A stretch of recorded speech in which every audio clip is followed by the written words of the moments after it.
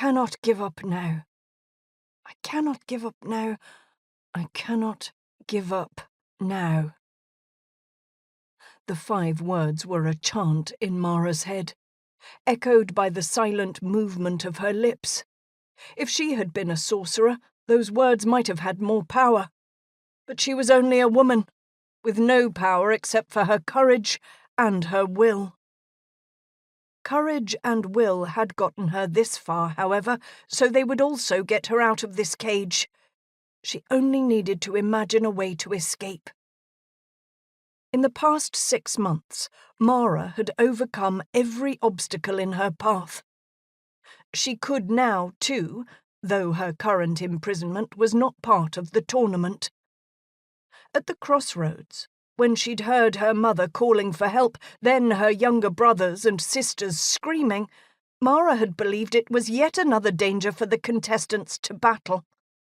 But it was only a trap, set by a sorcerer tyrant who filled his treasury by trading in human flesh.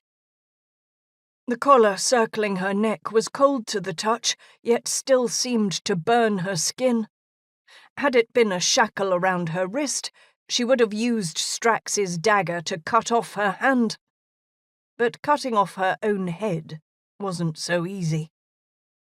More likely, she'd need to cut off someone else's head. Because the more she considered her option, it seemed only one remained. The collar would force her to submit to an auction and to endure whatever horrors befell her afterward. So, her only choice was to bide her time, wait for an opportunity to kill the man who bought her, and then escape. But time was the one thing Mara did not have.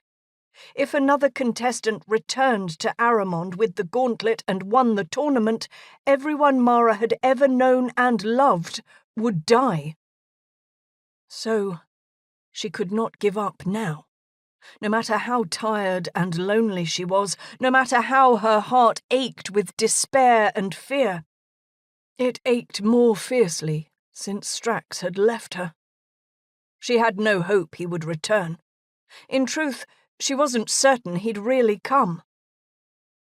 When Mara first heard his voice speaking to the captain of the guard, she'd believed she was dreaming, or was in a nightmare. For 6 months, Strax had been the bane of her existence. The barbarian rarely opened his mouth, yet whenever he did, it was only to insult her, to say that she was not clever enough or strong enough to win the tournament, that she was not fast enough. And he was not wrong. Every other warrior competing in this tournament was far ahead. All but one. Almost from the beginning, Strax had trailed her, sometimes within sight, sometimes a day or 2 behind, but always following.